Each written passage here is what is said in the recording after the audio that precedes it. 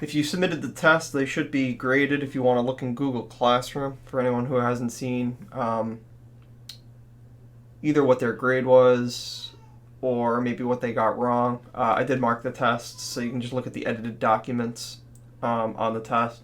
I remember the grade is only what you would have gotten on the test. That grade is not necessarily going into the grade book. As I mentioned, that was a extra credit assignment. I'm going to start adding more regular assignments that will be graded. And when we get started, I'll kind of talk about how grading is going to kind of work on from here on to the rest of the year.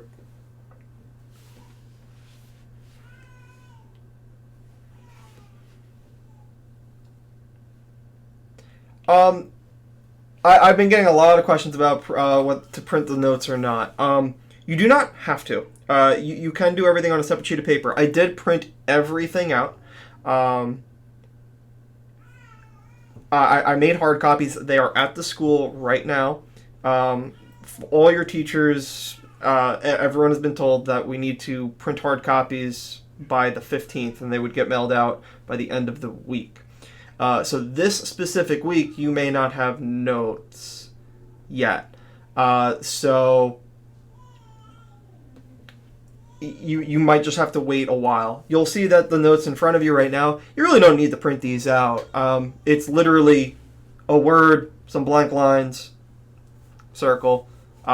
You could do these on a separate sheet of paper. You don't necessarily need to do this. A lot of the notes you're not going to need. Yeah, when we get to something like this, yeah, it's going to be annoying that you don't have it in front of you, but you'll have time to draw it. I might even just skip this page because I am operating, under the assumption that because a lot of you did not have a printer, so I will make sure of that. But when we get to like things like this, yeah, I know the notes make it nice and neat and everything, but literally you can write out area and circumference formulas. You could draw a circle with a radius of 12 meters. This isn't. A lot of my notes are not necessarily difficult to kind of write out by hand. So if you want to just wait it out, you'll get them delivered to you at some point. I just don't know when that is. Just like you did with the test, you don't necessarily need to print everything out. If you have a printer, great, then go for it. I would not recommend printing out every single page. I would print on a day-to-day basis until you do get the hard copies, because it is about 60 pages. I know it's a lot. How far do I think we'll get today? Probably these 2 pages, maybe, if that. They do take a while because there's a lot of definitions with this unit. And before I kind of jump into these definitions, I wanted to just make some general announcements about just kind of how grading is going to work from here on to the rest of the year. So I'll kind of get started with that. Your parents probably got an email from Mrs. McGrath. This is going to be universal through all of your classes, regardless if we come back to school or if we do not come back to school. There is no fourth marking period, basically. Everything is being combined from the third marking period and fourth marking period. So we are not working on quarters anymore, but we're working on trimesters. So all your grades that you have done this year so far, so all those weeklies, homeworks, a test or two, from the third marking period, all the way till the end of the year is going to be treated as one marking period. Which is, for some of you that's not really going to matter. For some of you it might be a big deal, especially if you're really borderline and struggling maybe with passing the class. You want to keep these things in mind. But that's kind of how it is just going to be from here on to the rest of the year. I am going to start doing regular graded assignments that are now going to be mandatory. I'm only going to try to do maybe 1 or 2 a week. I know if we were in school, you would have a weekly plus probably about 3 or 4 homeworks a week. Probably only going to do 1 or 2. So we're going to try out with the first assignment. I'm going to post it on Google Classroom later in the afternoon. I'm going to post a weekly. But I'm not going to do this every week. I've already mentioned I'm not going to do weeklies every single week. But because we haven't done one in a while, I'm going to put one on Google Classroom. And I'm not going to do every homework in the circles unit. So that's why it's very important to kind of tune into the stream, because when we get to, say, the first homework, I might just say, don't worry about this one. We don't need to do it. Maybe some of you might need it for extra credit, then go for it. But otherwise, I'm just going to say, no, don't do it, or just do it for practice. Again, that's why it's very important to kind of post, be here on stream. Anytime I do formally assign anything, I will put it in Google Classroom. Even though you might already have it, I'm just going to put it in Google Classroom so you can see, oh, that's the assignment that, I want you to do. But for our first assignment that is mandatory, it's going to be a weekly. So it's just a regular weekly, 10 questions. It will be going up in Google Classroom later today. And that would be due on, I'll make that due on, I'm going to make it due on Friday. I know I usually give you Monday to Monday, but I'm going to make it due on Friday. That way I can get it graded, and so forth. So if you have any questions on assignments, because now assignments are going to be mandatory, and you might have noticed that there's about 18 to 20 states in our country that are not returning to school at all for the rest of the year. New York is not one of those states as of now, but we're going to be mindful from here on to the rest of the year that this could be the way we're learning. So we want to start getting assignments in for our combined marking period. So there's weeklies again. Sort of. I'm not doing them every week. I'm going to do them not as frequently. Maybe like bi-weeklies or monthlies, whatever. They're just going to be not as frequent. But this week we'll have a weekly, just to kind of kick things off, and that way we can get graded. New York City is closed, sort of. So the mayor announced that the New York City was closed, but it's not his decision. It is Cuomo's decision. So, again, I think it's going to be likely that that's going to be the case anyway. But I don't think that's a formality yet, at least with New York City. So combined marking periods, there's going to be a weekly going up. And as far as a final goes, because there's no regents, it is unknown at this time if there's going to be a final or not. And that decision is actually not up to me. That's going to be up to Mr. Jenny and Mrs. McGrath. And I kind of spoke with them saying that, since there's no regents, are we going to have a final instead that I would make? And it is actually unknown at this time, because a few people kind of asked me about, if there's no regents, am I going to do a final? The administration might say that no classes will have finals. Instead, just whatever you get on the 3 marking periods, that would be your grade. But if there is a final, it would probably be likely like what a regent would look like anyway. But that is, we'll know about that at a later date. So if there's any questions about any of that, I know that's a lot of announcements. And the grading thing, the 3 marking periods, that is universal through all your classes. That's not just something I'm doing. Every single one of your teachers will be doing just that. Okay? So if there's any questions, just throw them in chat. I'll make sure to answer them. If not, we can get started with our new unit. Again, I mentioned it right before 11 o'clock, but everyone who did hand in the test, it's on Google Classroom. It's all graded. You can see what you got. And if you have any questions, just throw me a message on Remind. All right.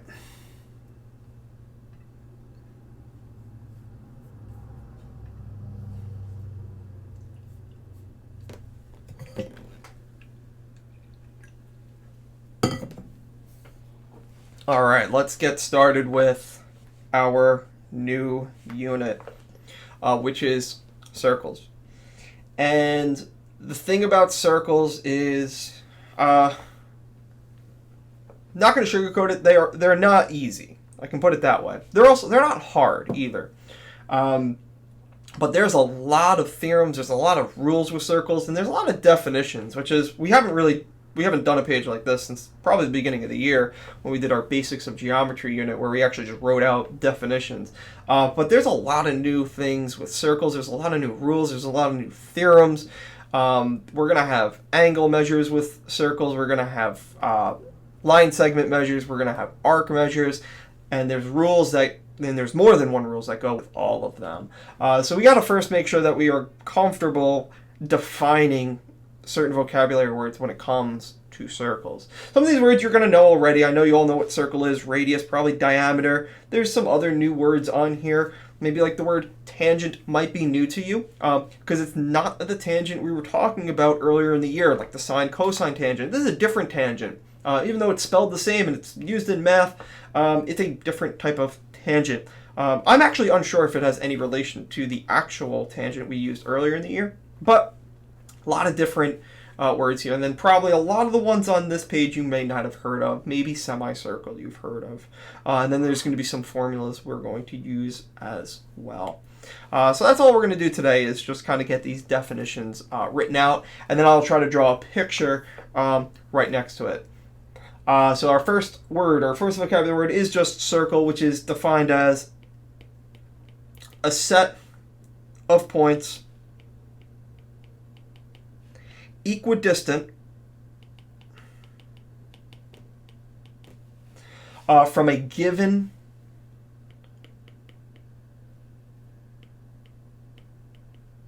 point called the center.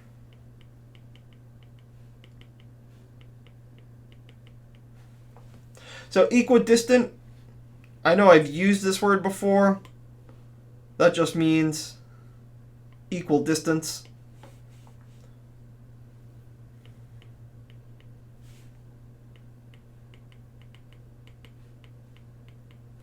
If you're unsure, because I don't know if we've ever written it out. I know it's been mentioned every now and then, but equidistant means equal distance.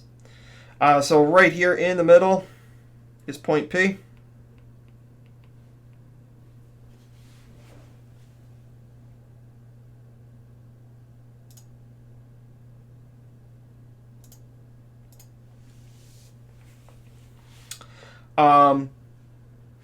So that is typically how we would define what a circle is. You only need a single point to distinguish the name of a circle. Unlike a triangle, you need 3 points. For a circle, we just define it by its center. So we would call this circle P, defined based on its center.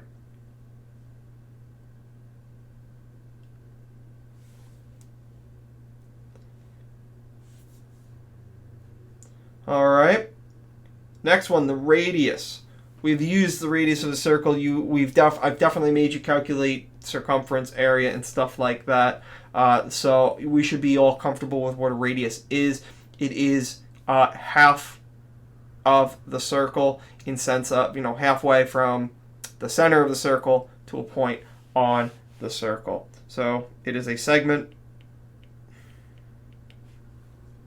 with endpoints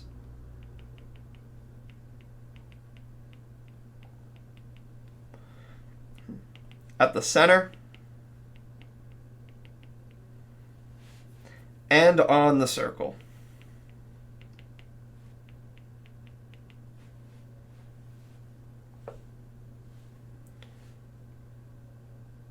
So if you know the center of the circle is, say, right here, we can call this point P.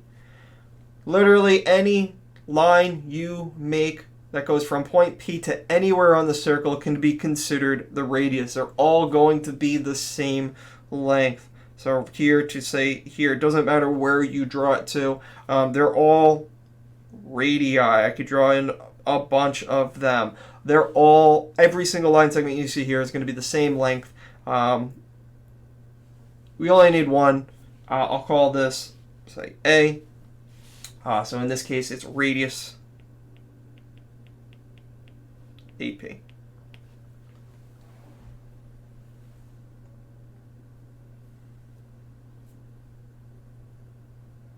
That should not be new. That is something I expect you to know because we've been using it throughout the year. Chords. This one might be new. So a chord is going to be, it's a segment with with endpoints that are on the circle. However, it does not need to go through the middle of the circle, because you might think, well, isn't this definition just the diameter of the circle? Not necessarily, because these endpoints do not need to go through the center. So I could draw a point here and then connect them so we can clearly see that this is not a diameter. This is what we would call a chord. So I'll call this A, this B. So this is chord AB. So whenever we're referring to a chord, it is this line segment just connecting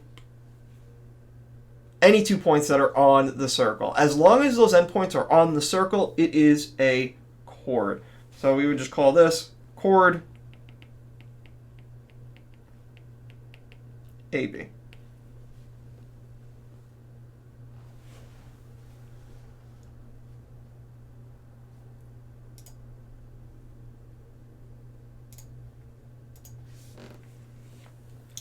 And then the diameter, which we do know, the diameter is technically a specific type of chord. It is the longest chord you could create in a circle.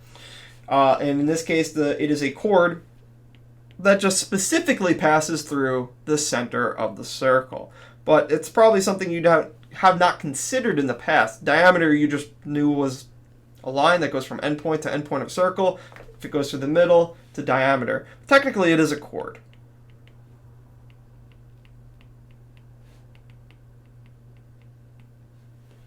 That passes through the center.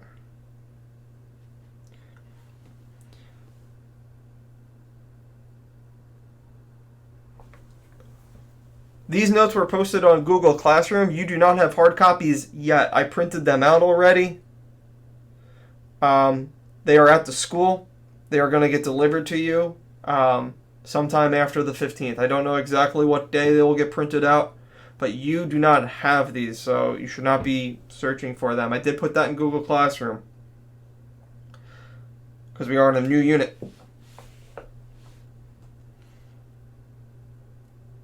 The diameter is also always twice the radius. So that's another good fact to put here. Always twice. Which is a piece of information that I've hoped that we have known as well. When it comes to the diameter and the radius of the circle, I typically always refer to a circle by its radius. I think that the diameter to a circle is kind of not as useful information. When it comes to the area of a circle, pi r squared, you need the radius of the circle. I think the radius is probably the most useful piece of information because they will give you the diameter to shapes. And typically, you don't need the diameter. Usually, you're going to have to convert it into its radius. And usually, you need to do it right away. We're going to see that quite a bit, especially in the next unit when we start talking about cylinders and cones and stuff like that. They love to throw you the diameter information at you, especially for like a cylinder. They tell you the diameter of a cylinder is 10. But you can't use that information in the formula. You have to use the radius. You have to automatically cut it in half. I think there's only one formula that uses diameter, which is circumference. Pi times diameter is the circumference. Or you could just use 2 pi r. But in this case, our diameter must go through the center, so I'll call the center point P. But, so something like that.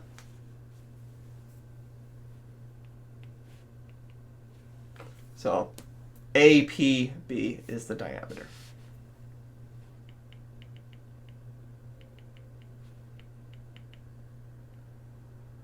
Oops, APB.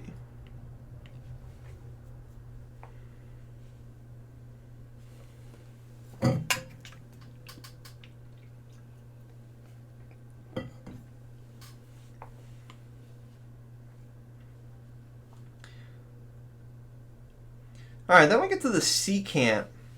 And the secant of a circle This is actually going to be a word you'll see next year as well, and it's going to have a different meaning next year in Algebra 2.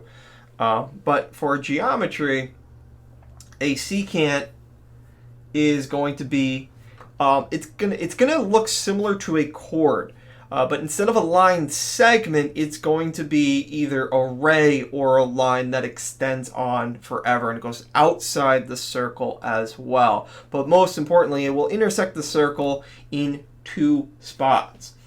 So it is a line. I'm going to highlight the word line because I'm using the word line here in a literal sense. A line that extends out in both directions. So I'll put arrows on that line. So I do not mean a line segment. It could be a line segment if it just, as long as it extends outside the circle. At least one part of the line segment extends outside the circle.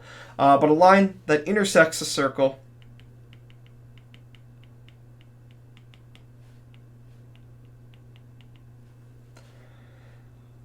in exactly 2 places.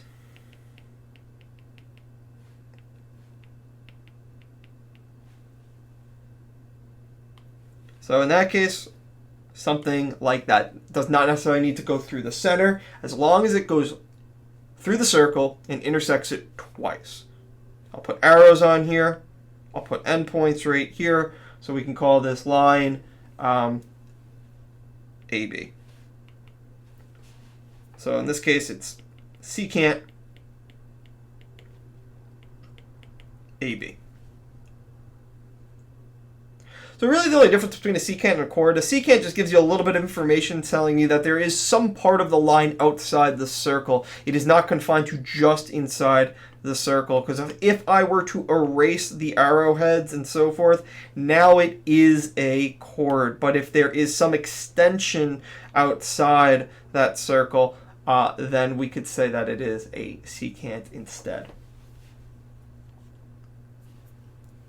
And a tangent, which is probably one of the more important definitions that we will, there's going to be a lot of theorems that deal with the tangent of a circle. And again, this is not the tangent, this is not the opposite over adjacent tangent. This is a different tangent, even though it is the same word. You probably won't confuse the two because they are used in completely different contexts. One is with circles, one is with right triangles.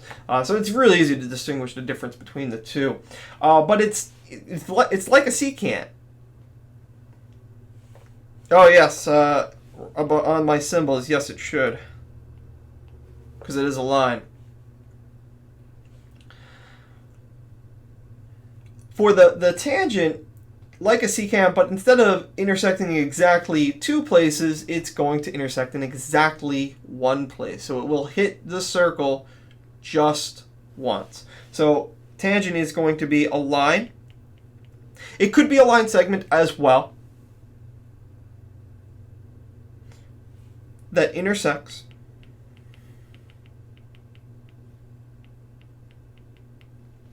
a circle at exactly 1 point.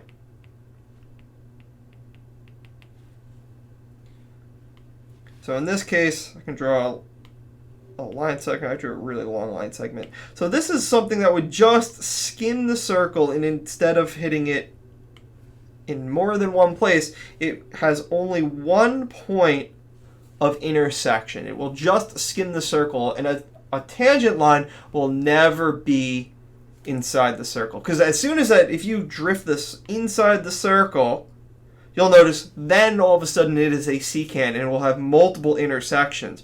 So a horizontal line like this only has 2 tangents. One up here, one down here. Otherwise I'd have to start rotating that line in multiple different spots.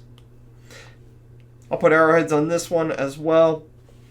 And we'll call this one PQR. So that is tangent PQR.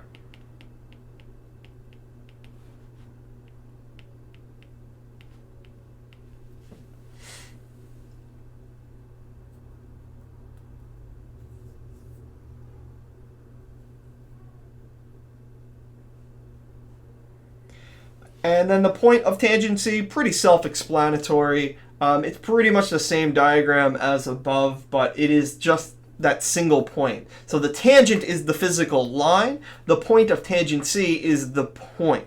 So in the diagram above, the point of tangent C is point Q. But the tangent, sometimes we won't say tangent line, but the tangent is PQR, the whole thing.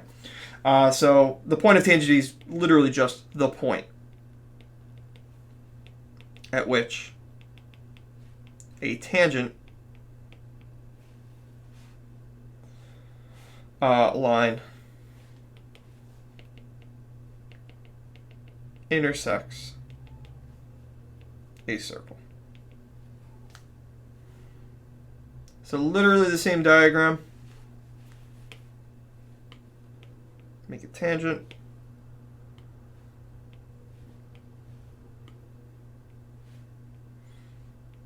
I can call it PQR again. However, the only difference is the fact that this is the point of tangent C, point Q.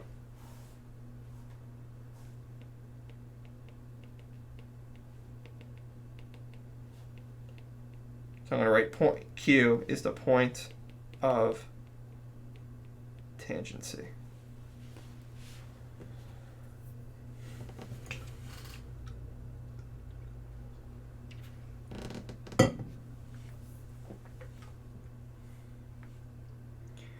And that is our first page of definitions. I would assume that probably half these definitions you probably already knew, like circle, radius, diameter. But there are some new ones in there. Chord, secant, tangent, and then the point of tangency.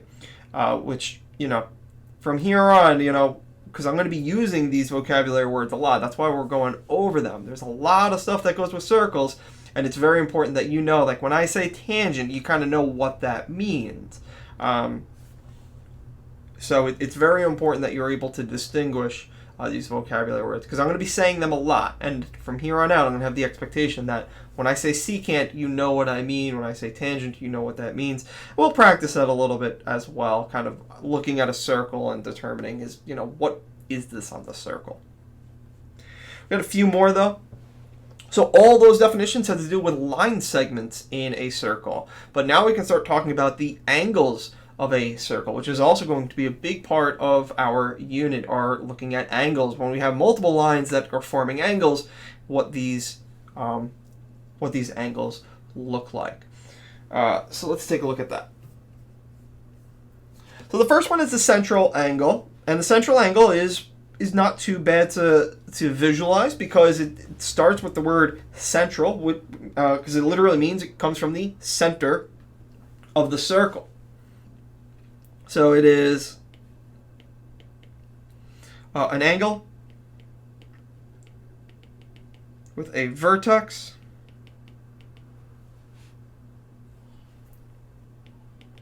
at the center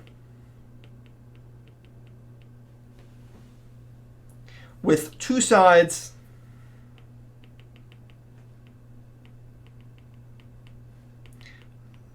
that are radii. So I know radii is a weird word, but it just means multiple radius. So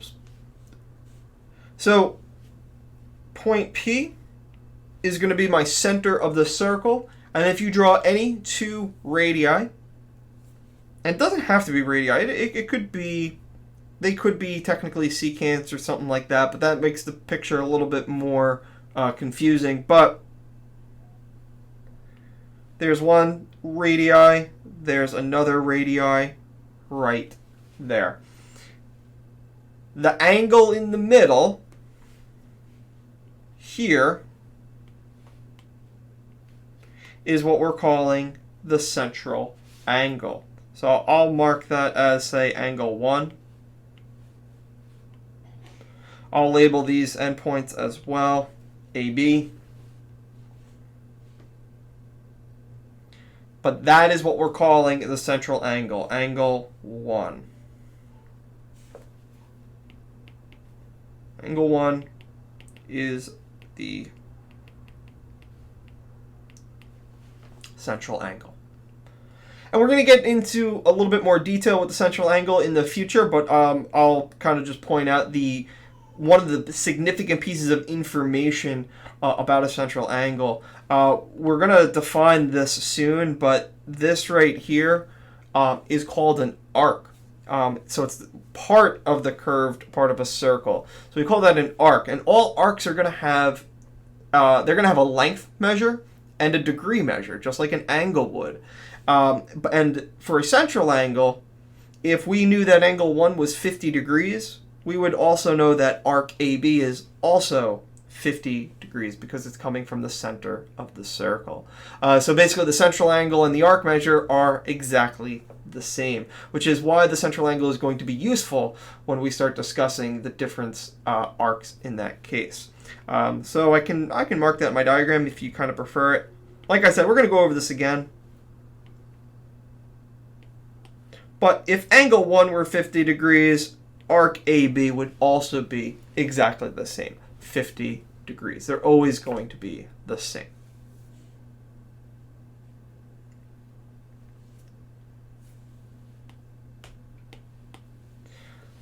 Then we get an inscribed angle. So when something is inscribed, especially in a circle, that means it is inside the circle and the vertices are on the circle. So the central angle, the vertex is in the center.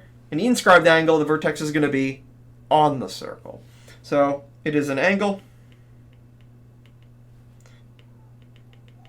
with a vertex on the circle.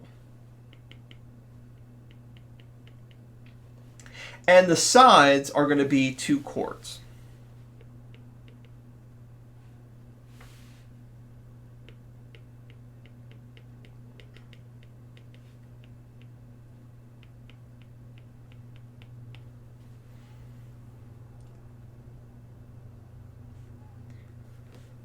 So in that case, I'll put a point on the circle because we just said that on the circle is going to be where the vertex of the inscribed angle is, and then I'm going to draw 2 sides or 2 chords like that. So I can call this J, K, L. I'll call this angle 2. Angle 2 is the inscribed angle.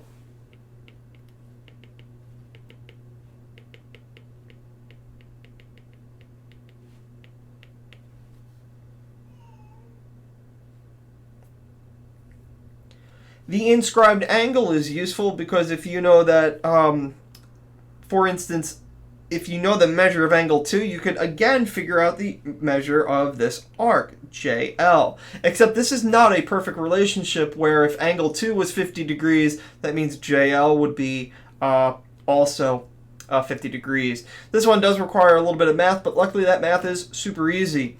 So in this case, if you knew that angle K was, say, 30 degrees, all you need to do is double it, and then you would have the measure of this. So it's a 2-to-1 relationship between an inscribed angle and its intercepted arc over there. Again, that is something we will get into the future. As long as you can identify where an inscribed angle is, that's more important to me right now. That you can identify, okay, that's an inscribed angle, that one is a central angle. Not too bad to memorize. Central angles come from the center. Inscribed angles are just that. If you know what inscribed means, that means the vertex has to land on the circle. Then we can kind of figure that out. Because those two are going to be very important. I think that's when we start doing, getting into, after the definitions, our discussion is going to first be with this stuff right here. All right, perfect. Then we get into arc, which you've already heard me describe, say it a few times. Those highlighted pieces in the examples above are the arc. So it's a portion of the circle.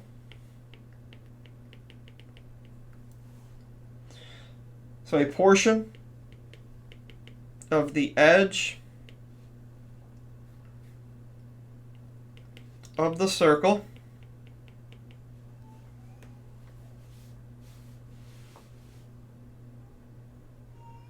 defined by two endpoints.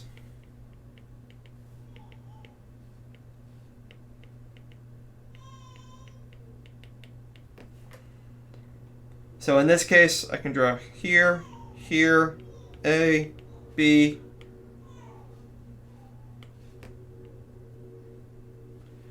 arc AB.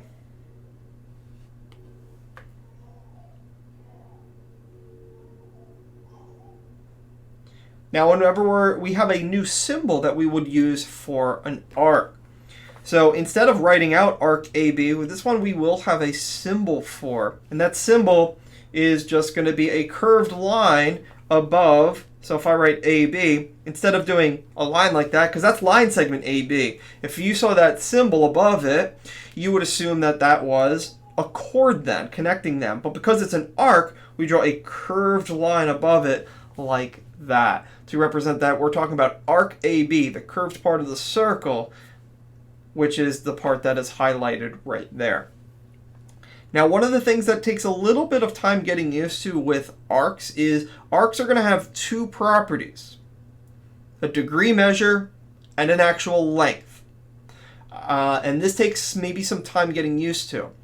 No matter how big or small the circle is, its arc measure, if I were to dilate this circle with a scale factor of 5, make it 5 times bigger, the degree measure to that arc is going to be exactly the same. Just like if you were to dilate an angle.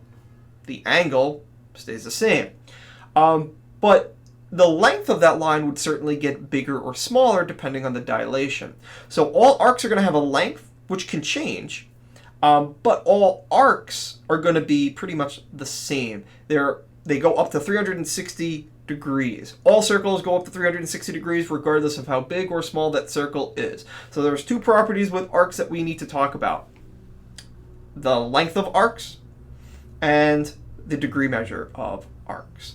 Because this arc right here in front of you could be, it could be 5 centimeters long, but it would be, 40 degrees. But if you dilate it, it could be 10 centimeters long, but it would still be a 40-degree arc. We'll get used to that because that's a little bit new, defining a single line with both a degree measure and a length. All right, then we get into the minor arc. So it is a portion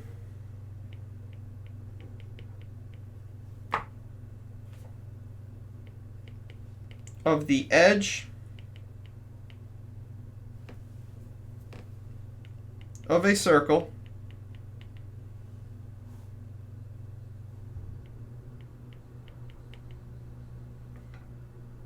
Oh, whoops. I think I'm writing the wrong one. Nope. Which is the same thing as the one above it, but is less than 180 degrees. So actually the arc above it was a minor arc. So I could literally redraw the same picture, and we can call that a minor arc because that is less than 180 degrees. But how do we define if we want what we call the major arc? This segment right in here. Because you can't call that arc AB. Whenever you see two letters, we're always going to assume it's the minor arc. Always. So you cannot define a major arc, which is going to be greater than 180 degrees, by two letters. You're going to need a third one. So that's going to get us into the major arc, which is going to be the same thing. An arc, I'll just put an arc with an arc with a measure of 180 degrees. Oh, sorry, greater of, I think I misused of, an arc with a measure, I'm just going to write greater than.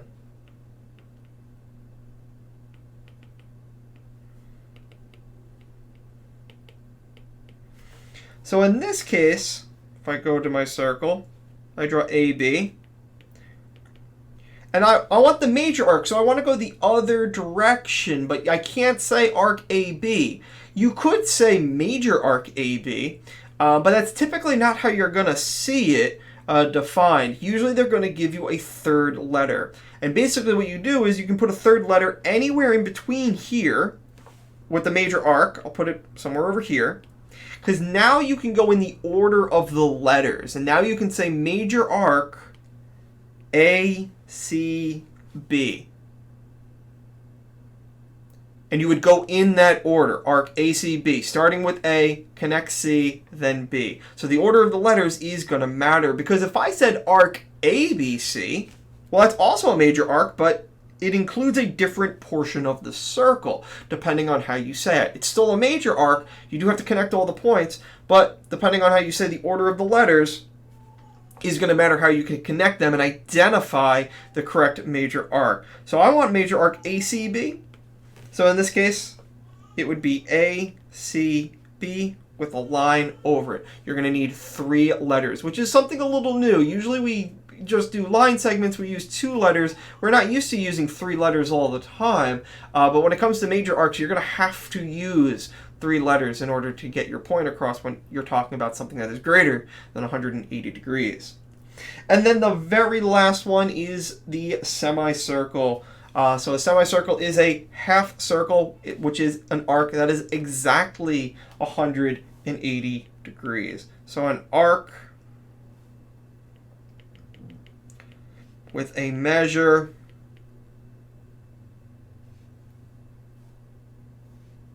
of exactly 180 degrees. So point up here, point up here, here's A, here's B. You can even draw the diameter if you wanted to. Semicircles are always going to have be labeled usually with a diameter, because the endpoints are going to be 180 degrees apart. So those points are always going to be connected with a diameter. But the one thing you're always going to have to consider with a semicircle is, do you mean the left-hand side or the right-hand side? And because of that, you're also going to need a third letter with the semicircle. Because if you're talking about, say, the right-hand side only of the semicircle, that's the circle you want to identify, you're going to have to put a point over there so you can say semicircle ACB. So ACB, if you call it arc ACB, that is also the semicircle. Because it's 180 degrees because it goes over the diameter. Which concludes all our definitions. We have a few formulas that we're going to write down, but I'm going to save that for tomorrow, because I think that's a lot of information that we've gotten so far. Lots of different definitions. Remember, I'm going to try to post that assignment, that weekly, on the Google Classroom right now.